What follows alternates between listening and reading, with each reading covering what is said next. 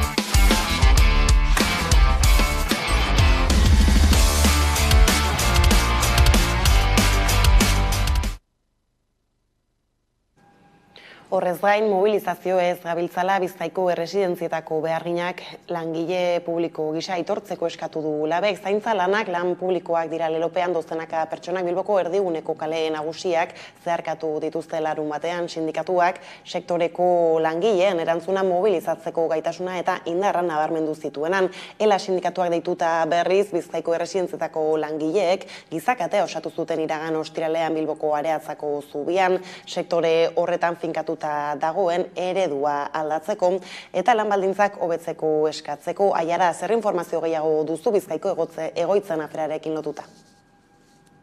Bai, horrela da, zaintza sektorean greba egun gehiago batetik, Bizkaiko sare egoitza pribatuetan aipatu duzun bezala, larunbatean Labek deituta manifestazioa egiten zuten, eta bertan egoitzako beharginak langile publiko gisa aitortzeko eskatu zuen sindikatuak, zehazki astebeteko grebaldia bukatu zen egunean, eta Labek deitutako grebak momentuz jarraitzen du, izan ere 15 eguneko grebaldia abiatu zuen, eta euren eskakizun nagusiak dira langileen baldintzak hobetzea eta soldata igoera horiek, ezta? Eta zaintza sektorean ere greba egun gehiago aste honetan gaude eta Gorabide enpresetako beharginek 5 greba egingo dituzte, eta euren aldarrikapenak aldi berean kapilaren araberako soldata igoerak eskatzea da, eta lan baldintza hobeak. Hori egoera langile guztiek aldarrikatzen dutena, eskatzen diotena da Bizkaiko Foru Aldundiari erantzunkizuna euren lan gatazketan.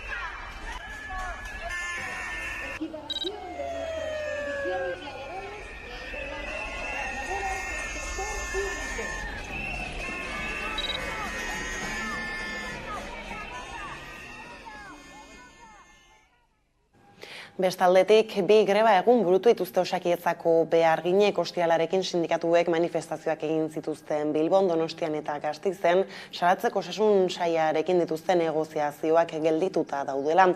Lanuzteen bueltako zer balorazio egin dute Aiara?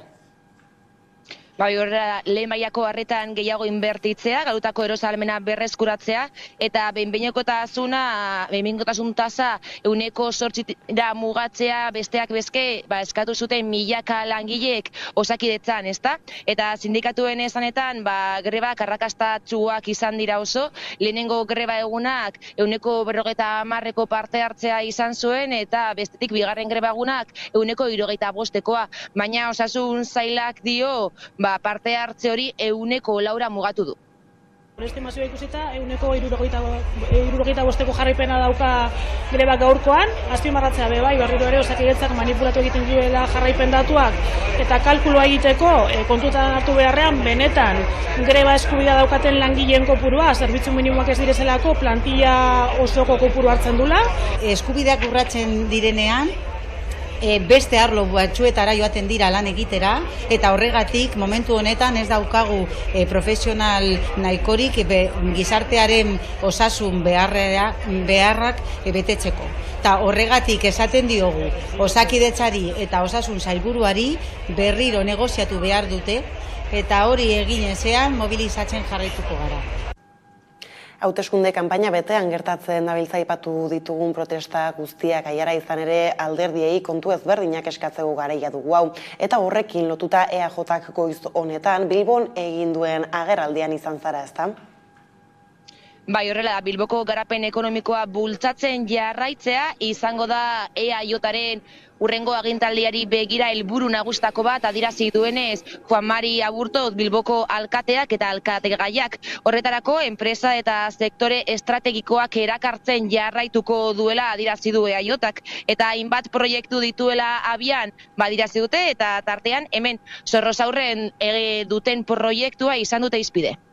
Agintaldi berri honetan baliabide gehiago aktibatuko ditugu enpresa eta sektore estrategikoak erakartzeko, talentua erakarri eta atxikitzeko, eta bertako merkataritza lehiakorra indartzeko.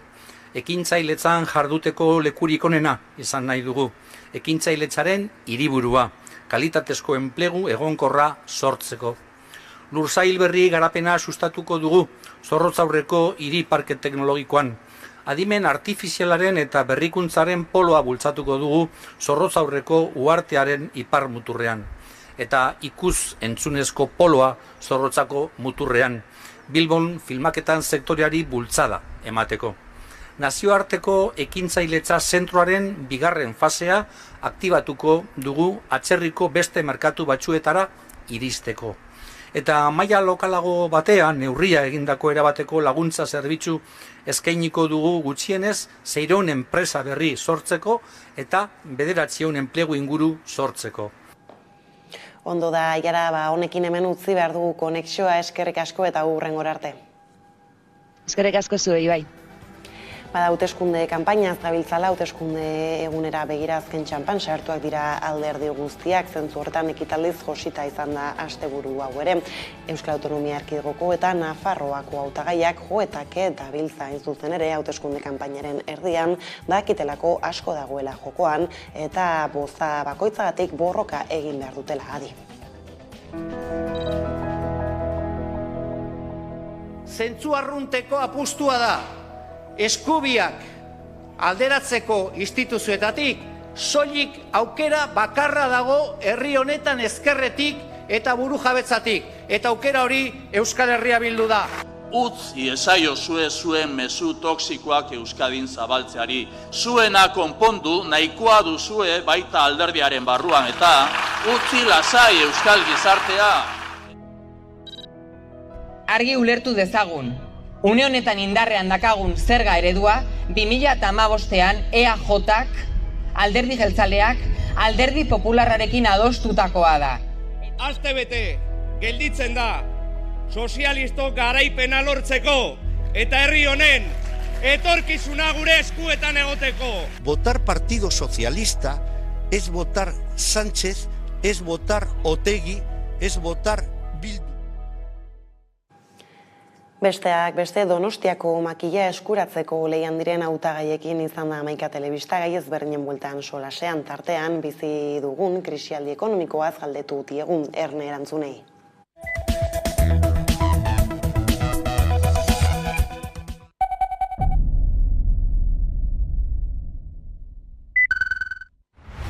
Nik uste pandemiak eta gerrak eta gertatu dira, egila da ondorio nabarmena krisi ekonomikoak diela, energetikoa diela, baina ez dugu astu behar hemen bizi dugun egoera eta bizitzen ditugun krisi asko ez diala hoiengatik, aurretik, datozen erabaki askongatik eta daukagun sistemarengatik. Ni uste aldaketak sakonak behar direla, eta askotan aitzeki bezala hartzen da pandemia bera, esateko ze gaizki dauden zerbitzu batzuk, adibidez Osakidetza bat.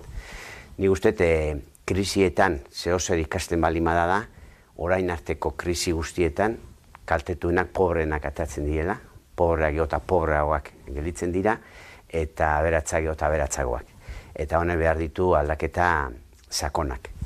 Nik uste H. Bilduk jarri duen mahai gainean enpresa eredua dala joratu beharreko bide bat, nolabait deslokalizazioak eta saihesteko politikak egin, langilea beak protagonismo gehiago hartu enpresen kudeaketan, eta garbiuki garai zail hauetan beharrezkoa dela norabidea markatzea publikatu zenetik. Ezin dela utzi enpresen esku ze nolako erabakiak hartuko dian urrungo urtetan.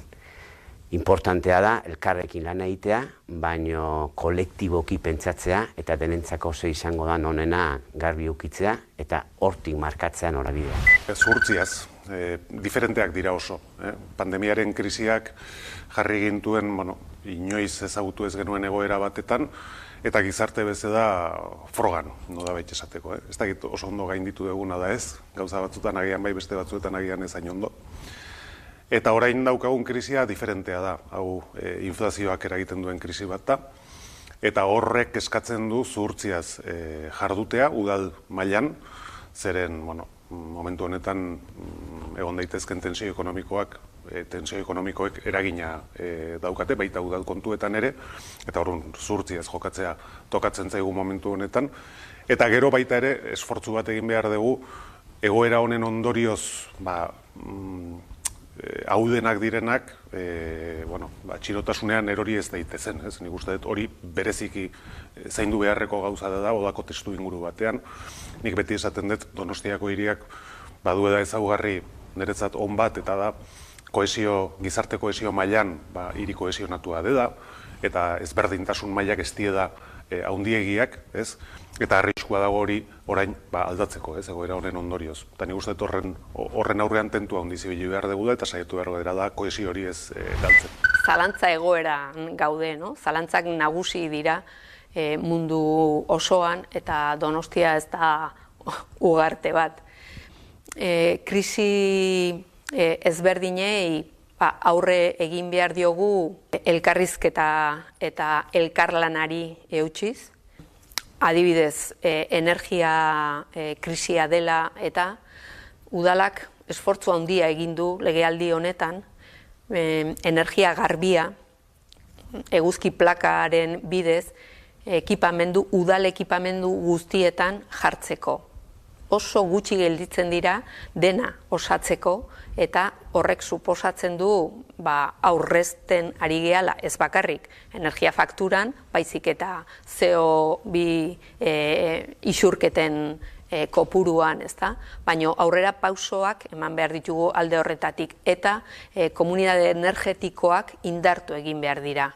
Legeak orain albidetzen du 2 kilometroko diametroan egin daitezkela, orduan gu hasi gea hori egiten, bai altzan, garberak eskaini digu bere zorua hori egiteko, eta gu udaletxetik ere ari gea aztertzen nun egin.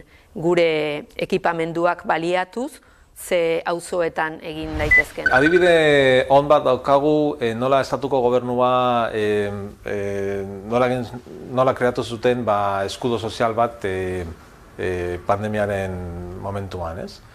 Jendea zentroan jartzen badugu, legea erabili dezakegu jendea defendatzeko, ez? Eta egin genuen alokairu prezioak mugatu genituen, energia suministroa ziurtu genituen baita ere, halako gauzak ziur izateko jendeak defendatuta daude edozein egoeran. Krisiak, bai ekonomikoak, bai garapenekoak, ziklikoak dira, ez? Hazkuntzaldi batera, atzeraldi bat segitzen dio, ezta? Baina krisi horietan aukerak sortzen dira. Eta hemen Donostian ez dira aukera berririk sortu, ez dira gauzak berriak egin, baizik eta adibidez aurrekontuak igotzen jarraitu dira.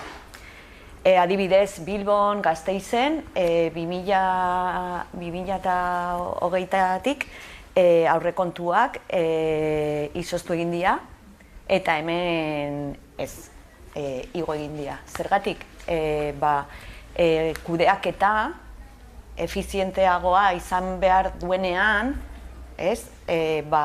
errezena zer da, zergak igo, eta donostiar guztiok konpondu gure diruarekin.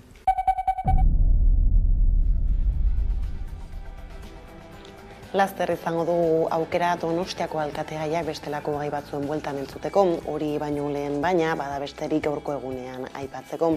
Euskaratik eta euskaraz hezteko aldarriak hartu du Ondarroako hiri aldizek atzo ospatu zuten ikastolen festan, eta hasiera ekitaldian euskarazko hezkuntza jarri zuten erdigunean. San Nikolas ikastolari eman diote 2024ko ibilaldiaren testigua.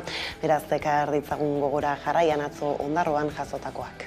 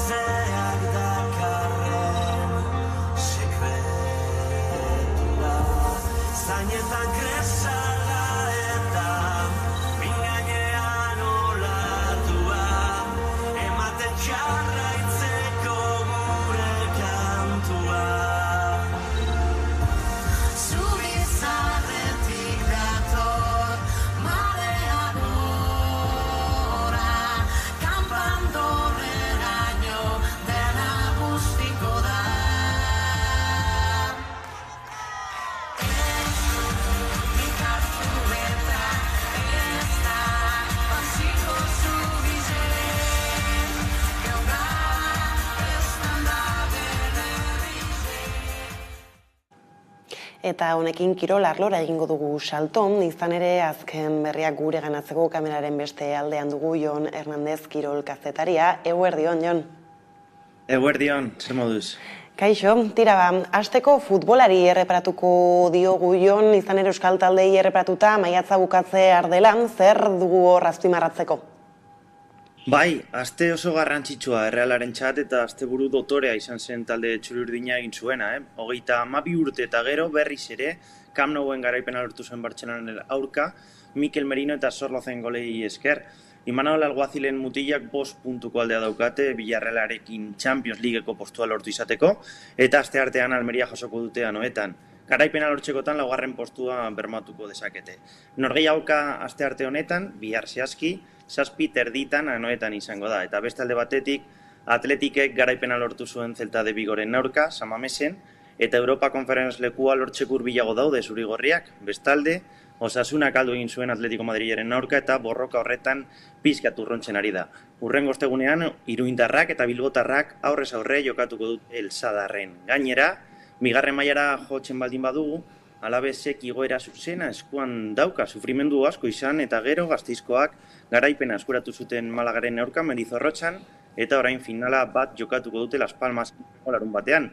Irabaztea objektibo bakarra da, baina garaipena ez baldin badute lortzen, playoff ekingo lukete Eibarrekin batera. Beraz, gauza handiak jaso daitezke aste honetan adi izango gara. Eta bestaldetik Aitor Elordik jokatuko du buruz buruko finala, Maiabikoak 15 eta 22 irabazi dio Dariori, neurketarik onena jokatu gabe, nola iragan zen partida? Bueno, partida gogorra izan zen, Labriten jokatutakoa. Bizkaitarrak norgehiagokako lehen lau tantoak lortu zituen, eta hortik aurrera partiduaren dominioa ere 13-4 alde handiena izan zen, eta azkenean Maiabiakoa garaipena eta finala jokatzeko aukera lortu zituen. Esan duzun moduan, 22 eta 15 emaitza finalarekin. Larun batean, Jokin Altunak bere finalerdiko partidua irabazi zuen, Joseba Askurdiaren aurka, eta finaleko txartela ere eskuratu zuen. Orain, 2 aste atsedena pixka bat hartzeko, eta buruz-buruko 2023 finala ekainaren 4 igandean jokatuko da Bizkaia frontoian Bilbon. Final horretan, Aitor Elordik eta Jokin Altunak aurrez aurre egongo dira. Beraz, horren esperoan ere, horretaz aparte golfean, Euskal Jokalariek utzi dute albisterik ere, ez da? Bai, bereziki Carlota Ziganda iruindarrak, Floridako Aramco serie txapelketa eskuratu baitu. Bere 9. titula profesionala da, guztira 214 kolpe eman zituen, 2 iparretik bera, Lidiako Zelanda berritarra eta Olivia Kogan Alemaniarra salkatu dira ondoren, eta beste iruindarra, Maria Hernandezek 10. postua lortu zuen, parretik gora, 4 kolpeko emaitza osatuta. Eta gainera, gizonetan PGA Championshipa denboraldiko 2. meiorra ospatu da, baina gure John Ram ez duan beste arrakasta izan Agustarakin konparatuz. Kasu honetan, barrikakoa parretik gora 7 kolperekin bukatu du, eta oso urrun sailkapen postuko nagusietaz. Eta bukatzeko Jon, bera-berak ez du Liga Guerreras Iberrola txapelketako finala jokatuko, finalerdietako 3. eta azken partida galdu ostean. Gipuzkoarrek etxean, Josean Gaskan galdu dute, Eltzen aurka 22 eta 26. Espero genuen alakorik? Bueno, espero ez dakit, baina zaila zela ziurra zen, pena bat da, baina esan duzun moduan bera-bera ligako finaletik kanpo geratu da, Elks taldearekin 3. partidua galduta 22 eta 26 emaitzarekin. Donostiarrak ezin izan zuten Alakantekoak menperatu eta ia partida guztian markagailuan atzetik joan ziren. Azken 3 denboraldietako txapelduna ez zuen partidu ona jokatu, lehen zatia 10 eta 15 amaitu zen eta bigarren zatian bera-berak ezinean jarraitu zuen. Azkenean emaitza horrekin irabazi egin zuen Jose Gaskan Alakantekoak eta Liga Guerreras Iberdrolaren final handia jokatuko dute Malaga Costa del Sol taldearen aurre. Pena galanta, bera-berarentzat, baina azpimarratzekoa euren denboraldia erreginaren 7. kopa lortuta izan da. Hala da, bai, eta beraz honekin ondo da Jon, hemen utzi behar dugu konexioa datozenetara adi izango gara. Eskerrik asko eta hurrengora arte. Plazer bat, eskerrik asko agur.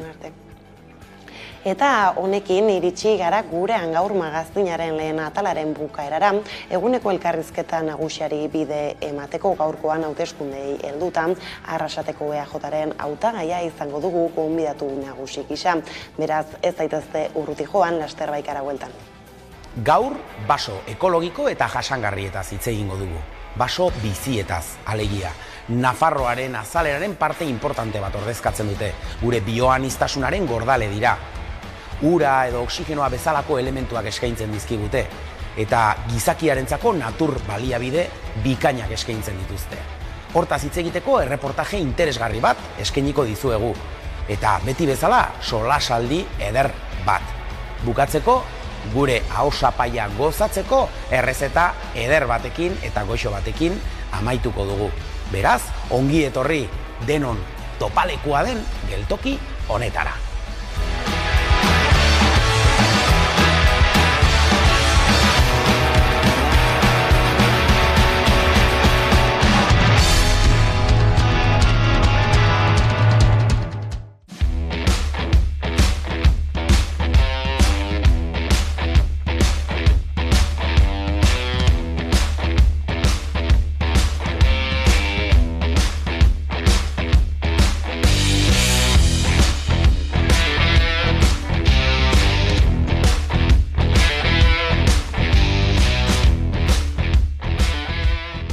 Maiatzaren 28an hauteskunde gaua 11. Arratsaldeko 6etatik aurrera saio berezia Naiz irratiarekin elkarlanean. Emaitzen jarraipena, datuen analisia, zuzeneko konexioak hiriburu guztietatik eta gehiago. Maiatzaren 28an jarraitu hauteskunde gaua 11.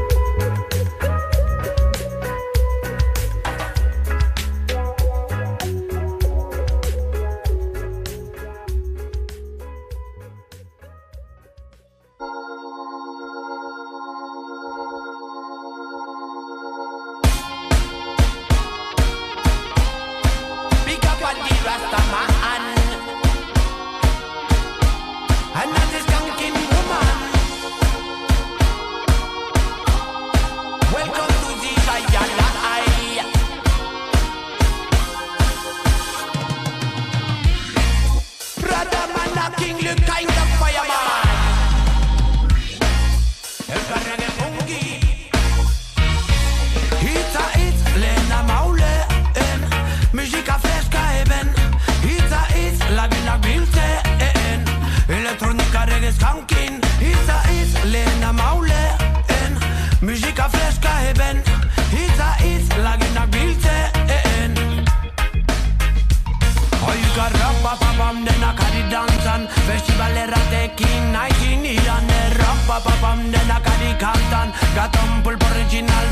sekilan ratatata, siberrotzen ataka, ez da gure lehena, sekilan ez azkena, begezak banana rastaman, eguzkipian, haigi dantzan. Hitza hitz lehena mauleen, musika freska eben, hitza hitz lagunak biltzeen, elektronika regez kankin. Hitza hitz lehena mauleen, musika freska eben, hitza hitz lagunak biltzeen. Oi, herrixe garbi galetzi loi, mozorrorik jantzibarik sistemien morroi, izan barik ta izen barik ezin leike bizi horregaitxik siberrutek argi dino beti.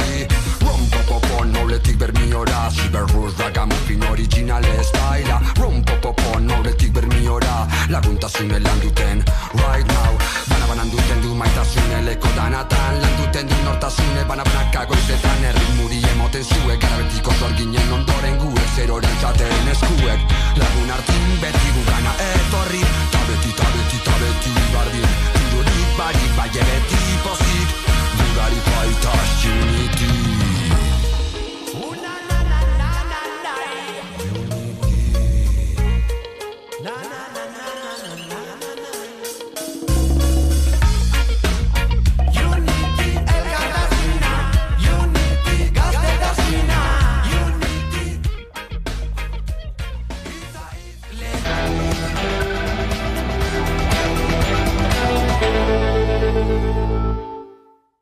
Bada, 12 pasata iritsi da eguneko elkarrizketa nagusiari heltzeko unea, eta horretarako hemen dugu gurekin Maria Ubarretxena Arrasateko alkatea, eta baita ere ez, postu berberari heltzeko gogoekin EAJaren hautagaia oraingo hauteskundei begira, ondo etorri. Hori da, egunon guztioi.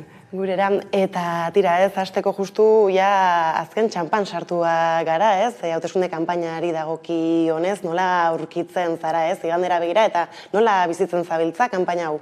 Egia esango gu handixarekin, ilusioarekin bebai, ez, bataldien eta kalian egoten, jendiakin, egia da bastetxo bat falta dela, baina egia esan, oso gogotxu ez, igandea iristeko zain. Ez, baina foku importantenetariko bat egia da Arrasaten badugula, ez, horrek erakusle izan zelaik orain bi aste direla, ez, aste buruan bertan jasotako ekitaldi nagusiak, zergaitik jarraitu behar du EAJak Arrasaten gobernatzen? Guk uste dugu Arrasatet jasan izan duela, ez, edo bizi izan duela, hobeto esan da, azken 8 urteetan eraldaketa nagusi bat, eta kalere ertan da ikusten dira, emaitzak, zeran aldatu dan herrixak aurrera indago asko, gauza berri askokin, ikusten da ere, lasaitasuma dauela kalien, eta pentsatzen dut, eraldaketa horrekin jarraitzu beharra dauela, eta horregatik aurkezten gara berriro. Ez, baina azken bi legegintzalditan izan zara udaletxean, alkate gisara, zer nolako irakaspenak utzi dituzte ez, 8 urte hauek zuri begira?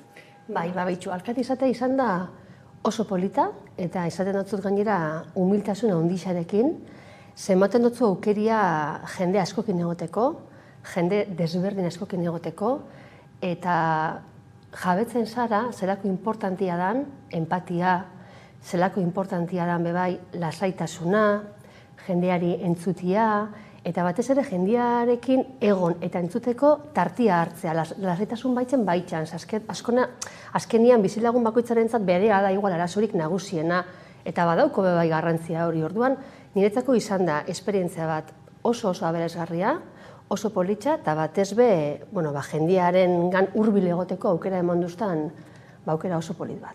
Ez, baina hasieran aipatu duzu apur batez zertan aldatu den Arrasate azken urte hauetan, baina orain aipatu dituzun horiekin segika ez, zehazki zer nola aldatu da, 8 urte hauetan?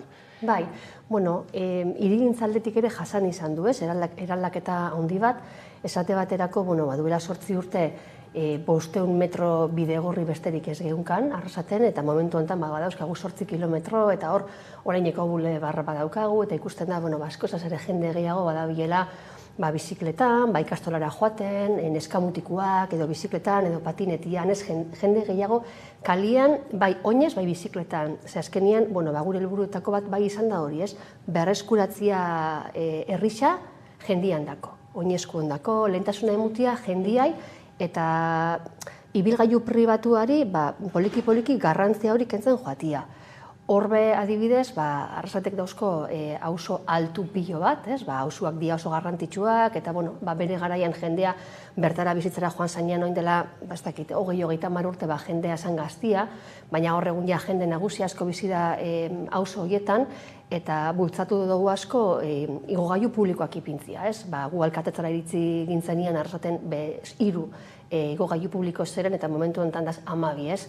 Eta hor ikusten da, errestuin jakiela bai, auzo horietako jendiai, zentrora gestia, erosketak egiteko, edo, oinezian gehiago ibiltzeko, eta gero bai, gauza asko, esate baterako aurrei begira parkiak, ez? Parke estalirik Arrasaten ez geunkan, bapez.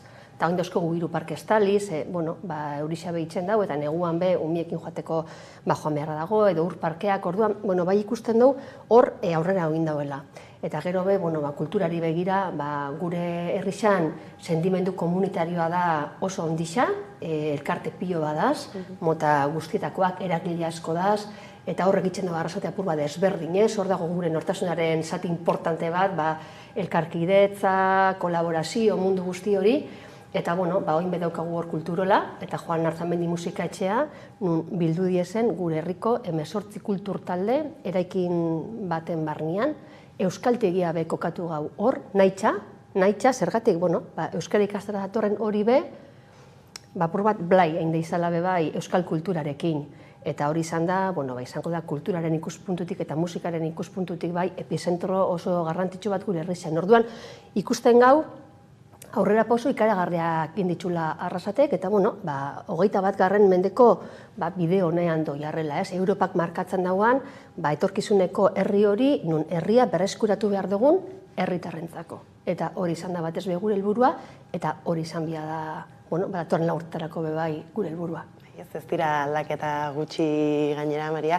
Eta tirazlen xagoera aipatzen genuen nola, lehia estua iragarrita dagoen Arrasaten, Euskal Herria Bildu eta EAJaren artean, nolako Arrasatarekin topatuko gara, ez? Zuen ustetan Euskal Herria Bilduk irabazten baitu hauteskunde hauek? Guk espero dugu herritarrek gugan konfiantza jartzea berriz eta EAJ jarraitzea bai, ez, lidergo hori eruaten, eta bestelan esaten dutena, zerrirekin aurkitzen gare, danon artean indogun herri batez, azkenian guretzako udal batean egotia, ez, edo gobernuan egotea, azkenian herrigintza egitea da, eragilekin batera, prozesu parte hartzaile pilo bat jarri diez martzan azkeneko 8 urte hauetan, eta gauza asko herritarrekin batera aukeratuak izan dira, edo erabakiak izan dira.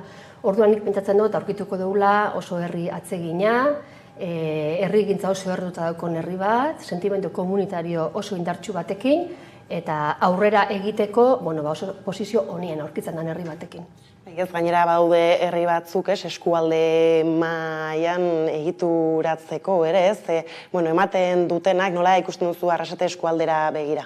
Herri garrantzitsuenetakoa da, azkenian, behintzat populazio aldetik eta nagusiena gu gara, unibertsitatea ere badaukagu, ospitale zentrala Debabailerakoa bertan dago, badauka industria potente bat, eta Arrasate beti izan da bailaran garrantzitsua, eta guk pentsatzen dugu inbia dauela pixkatez, atrakzio polo hori edo hori ere pixkat gure ikuspegia bai da, baina saiatu gara ere eskualde mailan lan egiten. Azkenian, gure eskualdeko herri guztiak kontuten hartuta, 60.000 biztanle gutxi gorabehera egiten ditugu, eta pentsatzen dugu indarguneak ere badauzkagula baiaran mailan lan egiteko. Eta esate baterako, jasangarritasunari begira eta klima aldaketari begira lanean ari gara, goiena 2030 marsarearekin, eta eskualde mailan lanean ari gara. Eta pentsatzen dugu, olako erronkei heltzia eskualde mailan garrantzitsua dela, eta gu horretan bagabitz. Halako erronka handiei erantzuteko importantea bada elkarlana.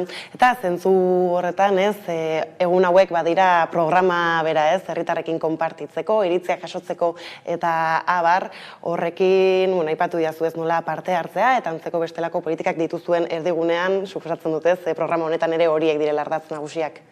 Jende askorekin egon gara, gainera, gogoan daukat, ariketa oso polit bat jarri genuen martzan kanpaina hasieran, eta izan zen, batxetara bidali ere, bakoitzari, hainbat galdera eta iradokizunak egiteko aukera gure programa osatzeko, ezta? Eta jason genitxuan, 200 baina gehiago, iradokizun pilo bat, danak irakurri ditut, eta danak izan dira oso aberasgarriak, eta garrantzitsua da ere jakitzia bakoitzarentzat zer dauka garrantzia, ze izan daiteke bizilagun batentzat edo eragile talde batentzat zerbait izatea oso garrantzizkoa, eta beste batzuentzat beste bat. Orduan, badanak hartu behar dira kontutan, guretzako dana dira garrantzitsu, guk danak irakurri ditugu, eta hoiekin egin dugu gure programa elektoral hori osatu. Eta tira programa horretan sakontzen gauza pila bat badira, guztientzako ez daukau demorik, baina tira hor bestak beste kirol instalazioetan jarri duzue, importantzia horri eman gura diozue besteak beste, zergaitik? Bai, begira, orain dela lagurteia, kirol instalakuntzak ziren guretzako lehentasun bat, eta prozesu parte hartzaile oso garrantzitsu bat jarri dugu abian urte hauetan, prozesu parte hartzaileak luze iran dau, urte eta erdiko kontu bat izan da, ere esan beharra daukat, pandemiak josuela bete-betean eta horrek dan atzeratu duela, prozesu guztia atzeratu duela tamalez, baina orain guretzako kirol instalakuntzak izango dira oso garrantzitsuak, ze gure kiroldegiak dauzka 45 urte, da Gipuzkoako sarrena, eta bere funtzioa bete du, baina Arrasatek behar ditu ja kirol instalakuntza batzuk, modernoak, jasangarriak, eta prozesu parte hartzailea izan da oso garrantzitsua, ze egon gara bai kiroltaldiekin, bai erabiltzaileekin, bai erabiltzaileak ez dirzen herrietar hoiekin, baina agian etorkizun batean be erabiltzaileak izango dizenekin, eta horrelako instalakuntza bat berritziak, edo ez bakarrik kiroldegi bat, ez da guk bi kiroldegi berritzea proposatzen dugulako, eskatuko daudelako inbertzio oso potolo bat, eta etorkizunera begira ere azpiegitura horrek iraun beharko dutelako beste 40 bat urte. Ordu nahi dugu gauzak ondo egin, eta ez da dira gertatu, inguruko gure herri alboko herri batean gertatu da Arrasate baterako Bergaran, oin dela gutxikoa da kiroldegi eta piztina txiki gelitu jakiela, kiroldegian ez dagoela espazioa, guk nahi dugu ikasketa guzti horiek izan ditugu, ez agian gurian, baina bai inguruko herrietan ezagutzen ditugun beste errealitate batzuetan, eta ez dugu nahi hori gertatzia. Horregatik zen oso importantia prozesu parte hartzaile zabal bat egitea, alik eta jende gehienak parte hartzia, eta oingoazen eraikitzen zerbait, danok apur bat ados gauzena. Eta beste foku importantea ere auzoetan jarri duzu Arinago, aipatzen ibili zara nola tira Arrasaten auzoak mugikortasunarekin lotuta, eta irisgarritasunarekin ere hor badirela hainbat hobekuntza egiteko oraindik ere. Bai, esate baterako, komentatu dotzuten bezala, auzo batzuetan jarri ditugu gaio publiko horrek, baina Arrasaten auzo altu asko dare, eta gainera, oin dela 20 urtetik, ez da BAP inbertziorik auzoetan egin, orduan asko dago egiteko, nahiz eta asko egin den, asko dago egiteko. Eta guk planteatzen dugu gure programan hor, Gorostiza auzorako igogailu sistema bat, irisgarritasuna hobetzeko auzuen, eta bebai Altamiran. Altamira ere da auzo bat, momentu honetan barrera arkitektoniko asko daukona, hor ere, egiten ari gara horra plana, eta hori izango da gure lehentasunetako bat. Grupo San Juanen ere plaza berrurbanizatzea bizilagunekin batera, ointzen bukatu berri dugu bizilagunekin parte hartze prozesua, egiteko ere zerbait bizilagunek ere ondo ikusten dagoiena, eta San Andres auzuen gudarien plaza. Orduan ikusten duzuen bezala, auzo desbernietarako badauzkagu proposamen zehatzak, ze uste dugu gainera herritarrek nahi dauiela jakin, eta nire auzuan, zer ez, apur bat, proposamen zehatzekin goiez, oso bakoitzarako zer. Gustatzen zaigu gertuen dugun horretan, erreparatzea horri. Eta horretaz aparte mugikortasunarekin lotuta ere, Arrasaten autobusen bueltan ikamika nahikoa izan da azken urteetan, hor bada batetik agian ez autobusak eurak, eta bestaldetik autobus geltokia, ez da? Zer duzu esateko horren inguruan? Geltokiaren einean, zuk lera ipatu duzun bezala, Arrasate bada, bade baierako herri nagusia edo biztanle gehien dauzkana eta gainera ospitala dauka. Orduan, momentu honetan daukagu gainera, geltoki zentral hori ospitalaren onduen, baina behar dugu geltoki zentral moderno eta jasangarri bat. Baina pixkat, zerbitzu guztiak emango dauanak, izango dana estalita, komunak badaude momentu honetan, baina behin-behinekoak dira, ez? Behar dugu ja behin betiko geltoki zentrala, estalita, komunekin, edozein hiritan aurkitu dezakegun, zerbitzu guztiak dauzkan autobus geltoki moderno eta jasangarri bat. Eta autobusei dagokienean, guk ikusten duguna da, flota berritu behar dugula. Autobusak diez oso zarrak, orain arte eduki dugu enpresa bat, ez dagoela emun behar bezalako zerbitzua ezabila eskaintzen, guk hori kontziente gara, zerbitzua ez dela izan nahikoa, eta hor jarrituko ditugu gure indarrak flota berritze horretan eta autobus geltoki estali bat egiten. Beraz, agian enpresa hori ez aldatzen edo ez, da batetik asmoa, eta gero bestetik baduzue ez dakit kokaleku berdinan jarri gura den geltokia bera, edo baduzu bestelako proposamenik? Bai, kokalekua ez dugu ikusten gaizki, baina egia da antolakuntza plan orokorrak momentu honetan ez duela zehazten autobus geltoki bat inun, eta horregatik izan da, orain arte ezin da estali izan, legez, etzalako posible, apoak etzuelako horretarako biderik ematen. Urrengo legealdian baitokatuko da apo hori berritzia, apo berritzearen baitan jaso egin beharko du apok nun nahi dugun izatea kokaleku berrisa, eta apo egiterakoan hirigintza aholku kontseilua deitzen da, eta hori da, horrelako aholku kontseilu bat, herriko eragile guztiek parte hartzen duten horretan.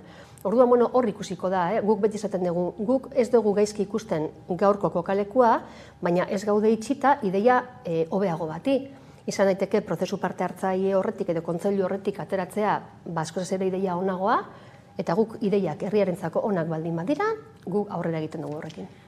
Eta, mugikortasunarekin ez dakit ez autoekin eta abar segituz, TAO sistemak ere zarrabotsa nahikoa sortu izan du, oposizioak leporatu egin izan dizuez, kudeak eta txarra, baina tirazuk bete aipatu izan duzu, badela, froga bat azken finean ez, aldaketak egin daitezkela, zentzurretan aurrera begira espero duzue aldaketarik egitea edo baduzkazu zerbait buruan? Seguru, ze guretzako TAO beti esan dugun bezala erraminta bizi bada daukana helburu trafikoa ordenatzea, eta trafikoa ere apur bat jeistia eta jendeak aparkalekua erraz bilatzia. Eta erramenta bizia denean, erramenta hori adaptatzen joan beharko da ere gizartera, eta onmartzen jarri zenean bagenekien, lehenengo ez genuela asmatuko eta jasan ditu dagoeneko aldaketa batzuk, eta ziur gaude etorkizunen ere jasango dela, ez guk, TAO aspalditxik daukaten beste herri batzuekin ere egon ginen, ez, bazkinean TAO arrasaten nahiko berria izan dalako, baina, herri askotan, aspaldi jarritza daukatelako TAO, eta esaten ziguten, ia urtero egiten zaituztela aldaketak, esan bezala erraminta bizi badalako, moldatzen joan behar dela, bai biztanletara eta bai gizartera. Egokitu aldana behintzat, hobeare. Eta horretaz aparte, bada bestelako afera gatazkatsu bat, problematikoa dela etxe bizitza edozein lekuetan, behintzat momentu honetan, batez ere herri handiak eta biztan handiko herri guztiek peratzen dabiltzana, alokairua ziur beste lekuetan bezalaxe goraka egin du Arrasaten, zein da egoera?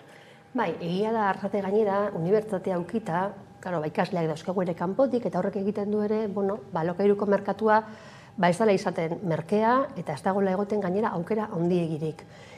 Guk horrekin, etxe bizitzak martxan daude momentu honetan esate baterako Jaurlaritzarekin batera dotazionalak edo suskidura etxe bizitzak deitzen diren horrek gaztiendako bidiratuta. Gaur-gaurko Arrasaten oraindik horrelako eraikuntzarik ez daukagu, lehena izango da eta guazen ikusten zelan funtzionatuko dauen, eta guk badaukagu proiektu bat ere, hor daukagu mesedeen etxea edo lehen zen eskola bat momentu honetan utzi dagoena, metrokarratu izugarriak dauzkana, eta hor planteatzen ari gara ekoko housing intergenerazional bat, bai pertsona nagusientzako eta bai gaztientzako alokairuan bizi ahal izateko, ezta? Zerbitzu amankomunekin, pentsatzen dugu etorkizunera begira jarri behar garala, eta 21. mendean berrikuntzara joan behar garala. Eta horrelako arazoei bide emateko, gauza kreatibo eta gauza berriak jarri behar ditugula mahai gainean. Eta guretzako adibidez, ekoko housing hori izan daiteke gainera referentzia bat. Orduan, gu dagoeneko diseinuan ari gara, Arrasateko kooperatiba baten eskutik, Giza kooperatibaren eskutik, barruko diseinua dana eginda dago, eta gure proiektua hori da. Pentsatzen dugu gainera zaharrak edo nagusiak asko daude gure herrian, nahiko populazio zaharkitua daukagu Arrasaten, eta bada ere nagusien artean bakardadea arazo bat.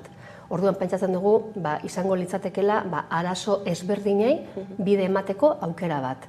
Bai nagusien bakardade eta nagusien dituzten beharrei, baina bai gaztiek daukien beharrei, eta bien artean intergenerazionalki ere hor zubiak sortu. Orduan, guk horrekin eitzen du guztiz bat, eta hori sustatuko dugu zalantzari gabe. Bai ez, guztiek agotan duten zaintzaren problematika horri ere modu horretan erantzuteko ematen du.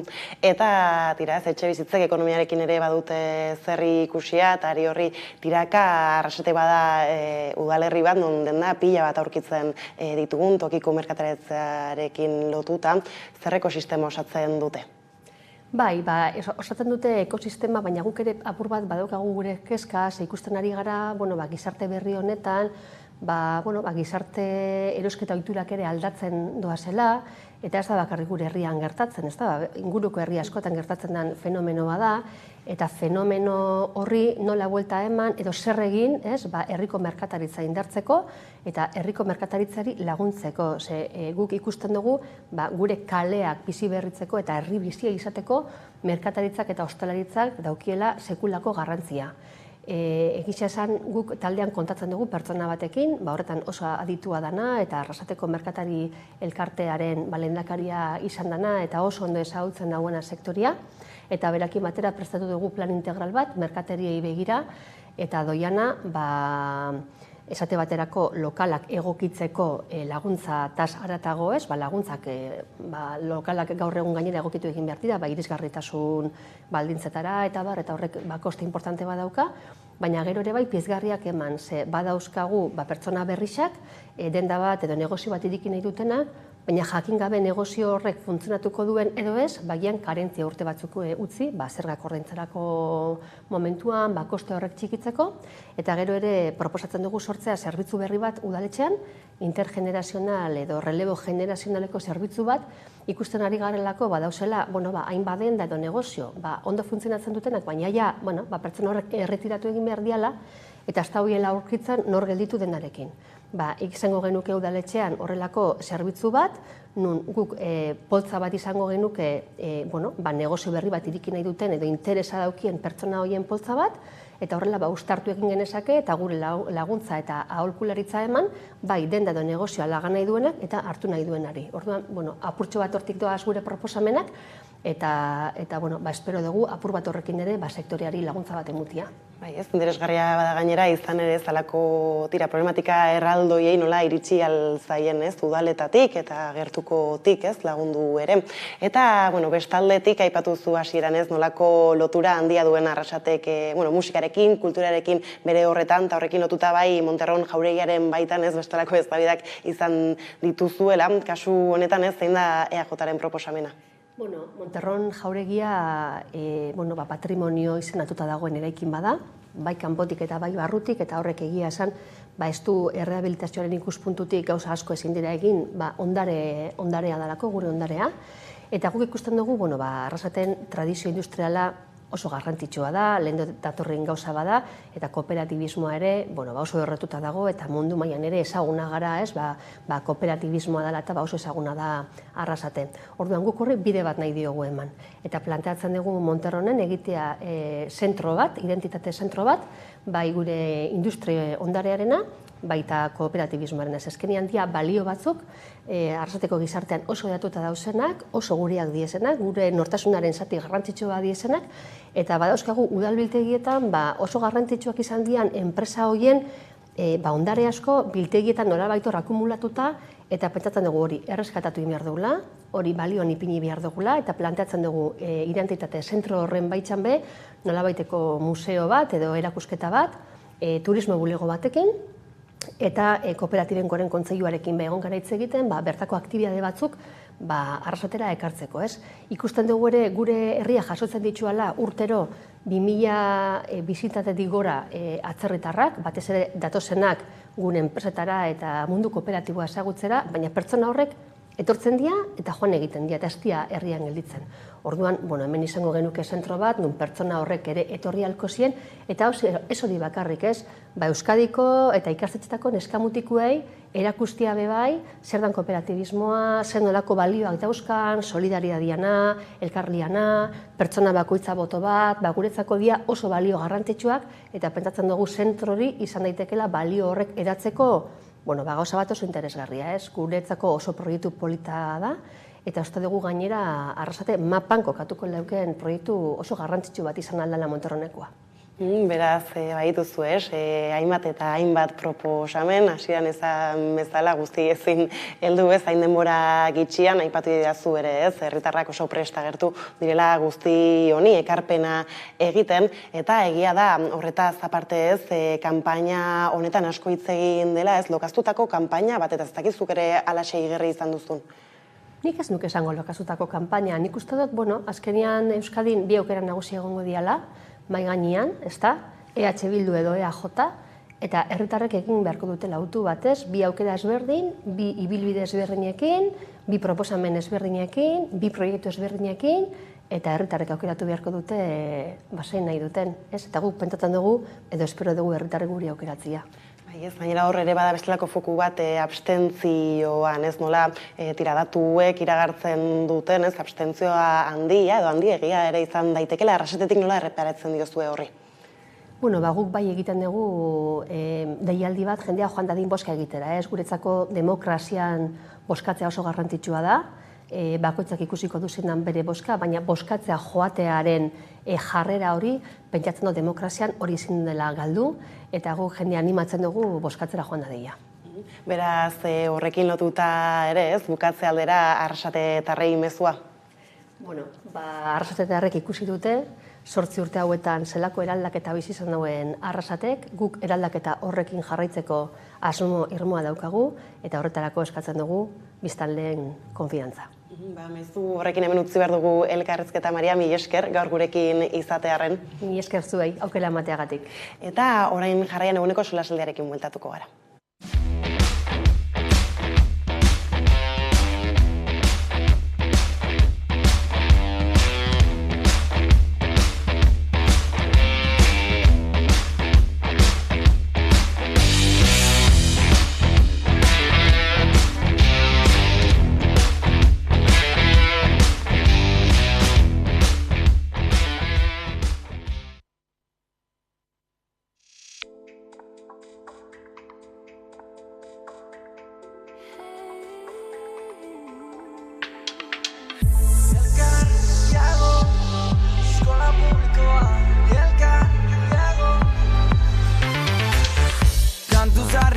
Aipatu ez, baina beti danik hemen gaude, hizkuntza batek irakatzi ziola, herri bati nahi gabe.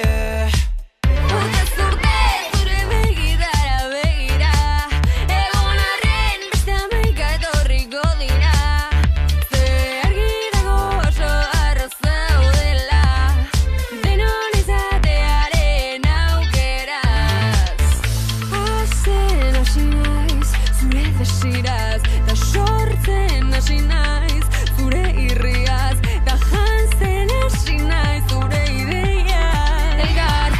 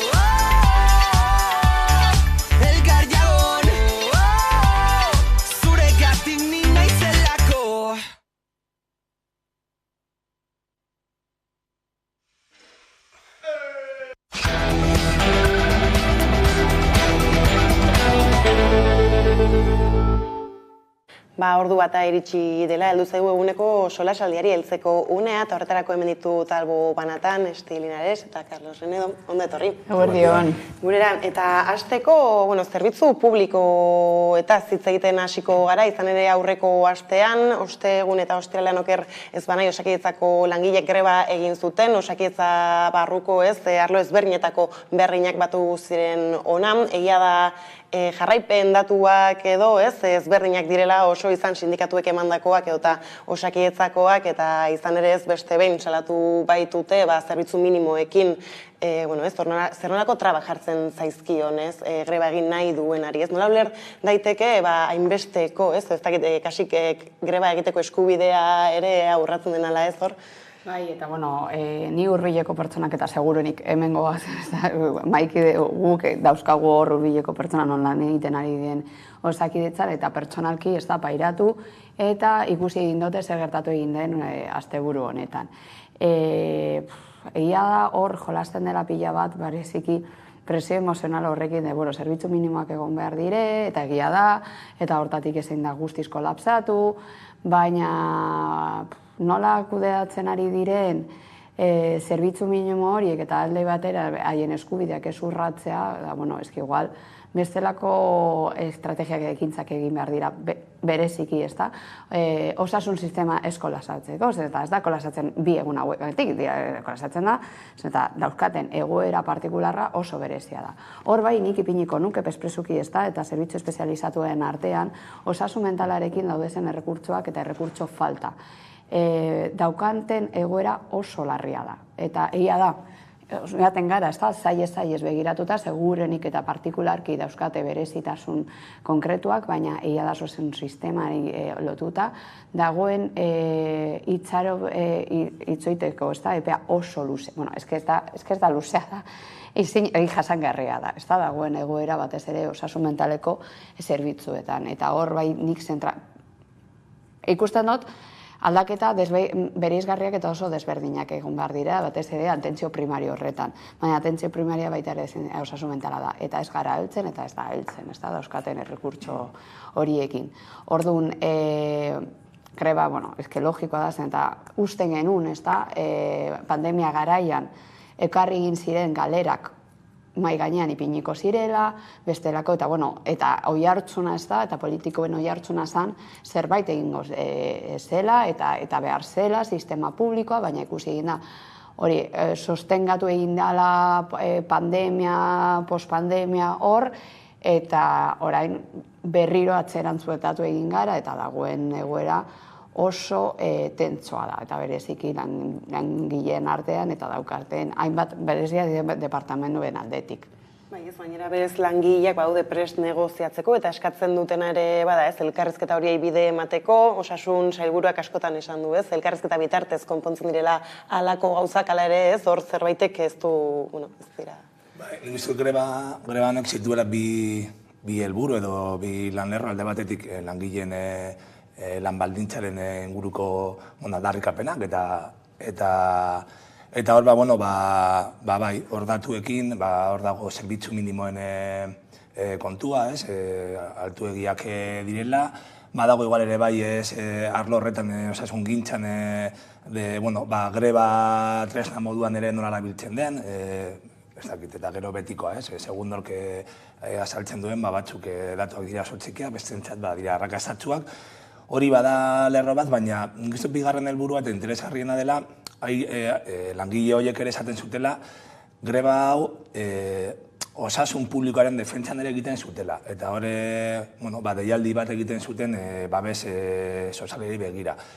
Eta nik uste dut hori, gero eta gehiago argita garbi ez, eta batzuk horrein daude egiten aurpegi zuriketa bat, ere komunikatiboki, baina pertsezioa bai da, gure osasun sistema publikoaren egoera oso kezkagarria dela, alde batetik lehenengo arretaren horretan, eta hor, hilean behin, badaude mobilizazioak ambulategietan, hori aldarrikatzeko, eta hor ere, esan behar dugu, jende askorentzat, adineko pertsona askorentzat, lehen arretako zerbitzu hori badela badaukaten aukera bakarra, jarraipen bat egiteko, ez bakarrik osasenen inguruan, askotan nahi pertsona horiek ere topatzen dute medikuan, konfiantzazko pertsona bat ere bai, bestelako arazoak ere partekatzeko, eta uste dute hori desagertzen bada, nola ez, pertsona hauen bizikalitatea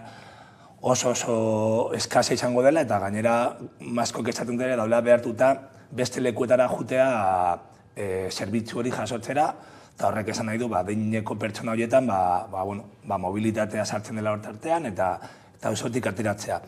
Eta gero, gaur egun ere bai, ez dik esan duena, hor espezialisten inguruan, dagoen itxaron zerrenda, ja ez da bakarrik, nik ikusten dena da, askotan, segun zen olako gaizotasunetan, ematen badizute itxordua, emetik lau hilabetera, baldin badaukazu espezialista baten beharra, eta baldin badaukazu kezkare bai egoeragatik, egin dituzu froga batzuk, eta behar duzu lehenengo diagnostikoa, zoritzarrez tendentzia dela eremu pribatura jutea. Askotan eren familiaren babesagatik, eta hori ikusi dute inguruan, esaten dutelako, osasuna da, oinarrizko, defendatu behar dugun lehenengoa, zara egongo egoera horretan itxuiten 5 hilabete. Goaz, eta goaz, ordaintzera nahiz eta izan esfortzu ekonomiko bat. Eta nik uste torbia dagoela eredu baten, ez dakitze por acción o por omisión, baina daudela bultzatzen beste eredu bat, dela eredu pribatua. Eta ardun, zerbitzu publikoak murrizten direnean, zerbitzu pribatuak indartzen dira. Eta uste dut hor bai, bigarren lerro hori bai dela guztion ardura defendatzea osasun sistema publikoa. Ez bainera justu gotzone sagardu hitz egiten zuenean, esan ez dagoela, arrazoirik grebarako apuntatzen zuen batetik, langileen auziari erantzungo diola, azterketa publiko hauekin gero ikusita, zer dagoen hauen atzean, eta nola oraindik aurrekoak ere ez dauden zuzenduta, eta bestetik ere esaten zuen, Osakidetzak egin berri duela 30 milioi, ez dakitzen bat, euroko inbertsio bat, ez ala ere, hortxe dago, gero, nahiz eta alako iragarpenak egin, ez zer dago, langile falta horren atzean, eta alako inbertsioak ere nora doazen. Nora egiten ditugun analizia, inbertsio hori egitea, konparatu egingo barko genu, ez da, azken aldietan zen montatako gorakara egon diren, egon baldin badan, ala ez, oso gutxikoa izan dela, eta gero Carlosek aipatu egin duena, ez da, nola ikusi egin diren hainbat zailak guztiz privatizatuta, beste batzutan ez dela inbertsio gehiago ekarri, eta daude, osasun arloarekin eta konkretoki Osakidetzan daude eremu asko oso desberdinak. Adibidez, ikerketaren munduan ez dago, eta ezinbestekoa da ikerketa, ez badego ikerketa egiten, ez dugu aurrera pausoak emoten. Orain dela oso gutxi, atera egin dira, hainbat ez da, komunikabideetan, minbiziarekin lotutako berri bat, eta hor zeuden mediku euskaldunak, baina non zeuden? Zeuden kanpoan. Zergatik izan, eta hemen ikerketa ez delako bultzatzen. Oinarrizko gauza bat dela, adibidez ikerketa, horretarako ez dago inongo inbertsiorik. Eta joaten bagara, ez da, ikusten poliki-poliki sail bakoitzak eta departamentu bakoitzak ikusten dira galera galantak. Orduan, ez da inbestezen, eta klaro, ikusten dutzunean politikoen eta bereziki EGTaren diskurtsoa da, zen motatako lan baldintza dauzkaten orain lan egiten ari direnak. Eta egia da, hori bermatzen direla, hori egia da. Baina ez da hori erronka dela, ez dagoela sare gehiegi daukagun ez da egoera bermatzeko eta egoera sostengatzeko. Ez dago ikusten da kolapso batez ere, lehenengo mailako arreta zerbitzuetan eta hainbat departamentuetan. Eta bereziki beste departamentu batzuetan gertatu egin dena poliki-poliki privatizatu dira joan dira. Eta edo ikusi egin dute, eta hor bai ikusten dela, eta adibidez nik dauzkadan, ez da, batez ere lagunekin medikuak direnak, haien profesioari begira eta haien jarraitzeko haien ibilbidea ez daukate aukerarik. Eta dauzkate aukerak adibidez, erresuma bat egon, adibidez, espezialista mobilizatzeko eta nahi dutena egiteko. Eta euskate aukerak beste lekuetan, Alemanian adibidez. Baina hemen ez daute aurkitzen aukera horiek. Orduan, hori da batez ere ikusten ari den galera. Eta gero bestaldetik ikusi egin dela pandemia garaian inbertsio bat egon dela eta orain berriro joan direla atzerantz. Orduan, eta oraindik ere galera oso garrantzitsuak da, adibidez, eta berriz esatearren osasun mentalarena. Orduan, dagoen talka oso garrantzitsua da, baina, klaro, entratzen baldin bagada, orain, lanean daudezen pertsonen lan baldintzetan, egia da, daukaten egoera ona dela, daukaten lan baldintzak esaten dut. Baina, sarea ez da nahikoa, eta hor dago erronka. Eta bereziki, zail batzuetan ez dagoela, pertsona nahikorik, eta pertsona nahikorik ez egoteak ekartzen dagoena da tentzioa eta gero estres maila. Eta zuk ikustea, eta bereziki, ipini bargera buruan, non zuk medikoa edo erizaina edo tekniko desberdinak, eta gero, osakidetzari buruz hitz egiten dugunean, ez da berdina, rol batean egotea edo beste rol batean egotea. Adibidez, hor saltzen baldin badugu, arbitzaileak pairatu izan dituzten poliki lan baldintzen galerak, orain dela 5 urtera ona, super errepresentatiboak dira. Adibidez, bakarrik basurto izan dela mantendu egin dena, adibidez hori zerbitzu publiko baten moduan. Eta garbitzaileak dira oinarrizko zerbitzu bat. Orduan, ikusi behar dugu osakidetza eta komunitate hori, komunitate oso konplexu bat bezala, eta ikustea, eta ez geratzea bakarrik superficialtasun horregaz, ez da, betez ere, hori, eta konkret kasu honetan, EAJ jolasten duena era, ez da, modu oso superficial batean hartzea daukagun egoera, eta egia da, bideak eta tendentzia hori ikusita, nik baitaren hurbileko pertsonei ikusi egin dudana edo tendentzia dela, badakigu gertatzen den osasun publiko sisteman, hoberena dela osasun pribatu batera jutea. Orduan, hori, tendentzia hori, ostras, klaro. Eta ez dote zaibez esango, pertsona hori momentu zaurgarri batean daudezenak edo errekutso barik daudenak, gertatzen da horrekin. Eta ja, sartzen baldin banaz, zer den osasun publiko adibidez bakarrik, ez da, hortzen dala beti ere nik ez dudana inoiz ulertu hori ez dela izatea zerbitzu publiko bat. Orduan, benetan dagoen egoera oso tentsua da aldez aurretik eta egia da ikusten dena tendentzia dela mantentzen ari dela zerbitzu pribatuen aldetik. Bai, ez, eta aipatu zuenez, badira hainbat eta hainbat kexa, ez, hainbat esparruetatik, osasun sistema, ez, horren parte direnak, ez dakit orain hauteskunde kanpainan gaudela, nahiz eta ez izan Jaurlaritzarako hauteskundeak, ez esan genezake, urrengo horietako kanpainan sartuak garela, ez, eta hauteskunde errueda guzti horren, ez, segidan, EAJ justu, ez, normala da, ez da normala, osasun gintzaz ez dabile asko hitz egiten, egia da zaintzaz ez alderdi guztiak ikusi ditugula gehiago hitz egiten alegian, ez da kompetentzien aldetik ez aldundiei begira, hor badelako tartea, eta gian ez, derrigortuta ikusi dute euren burua, baina hala ere ez badagai bat, nun bozka hauteskunde hauetan ere ez aldatzeko balio duena. Bai, egia da, zuk esan duzuna, ez, agian ez gaude hortaz hauteskunde hauetan udalteskundeak izan da eta foru hauteskundeak izan da justo lako gaiak ezin dira landu udaletatik, baina pertsonentzat nik izango nuke daudela bi elementu oso erdigunean daudenak eta bata da osasuna uste dudalako gure jendartean nahiko zarkituta dagoela eta da euren kezka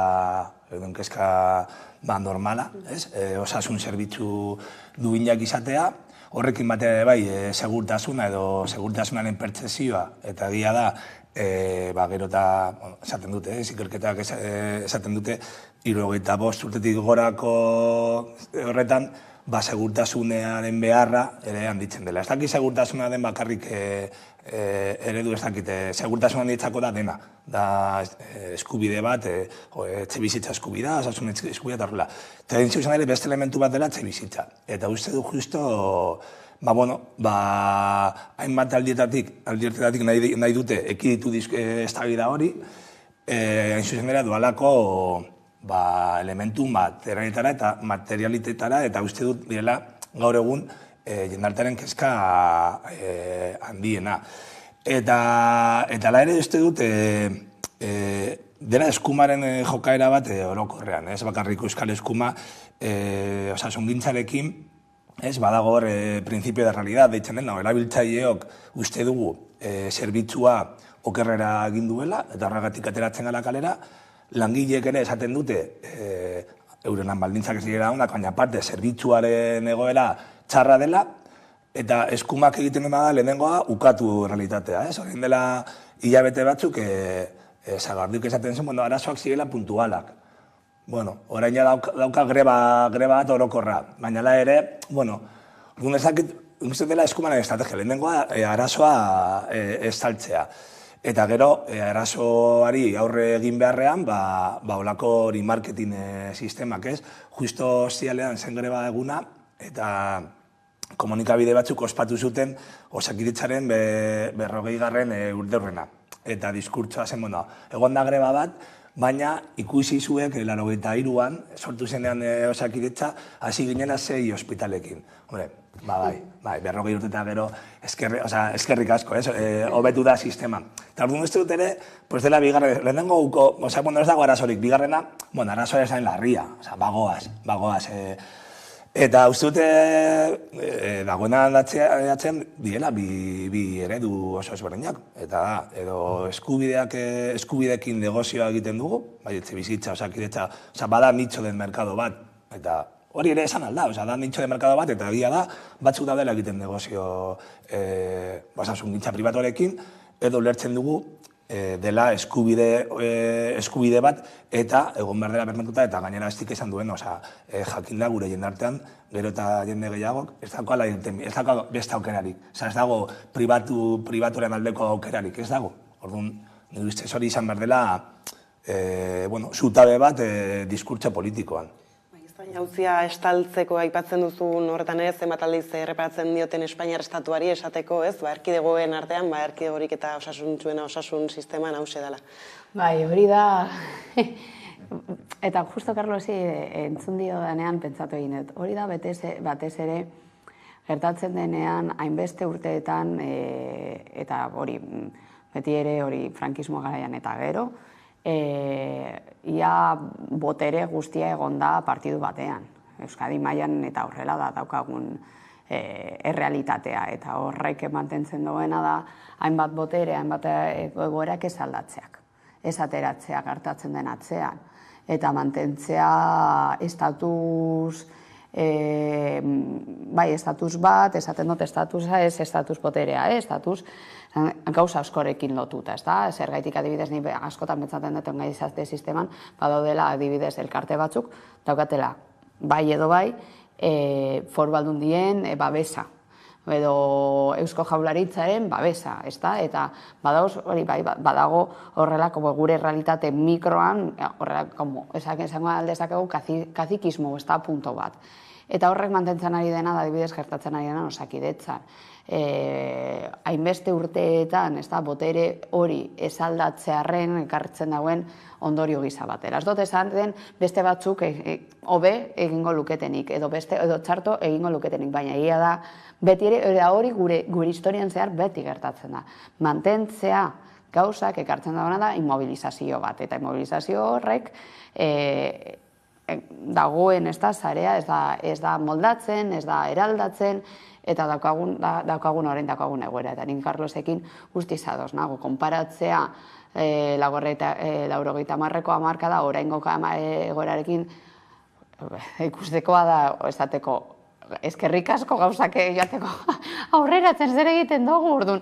Eta egia da, normalean eta konparatzea, eta beti egiten dugu konparaketa hori estatu mailan, baina eske estatu mailan dagoen egoera osasunarekin ez da konparatzeko, ni ez naz posten bestearekin konparatzen. Eta horrekin beti esango dut, besteekin konparatzea eta esatea, zuek ni baino txarto hobedo okerrago zaudete, horrek ez di niri onurarik ekartzen.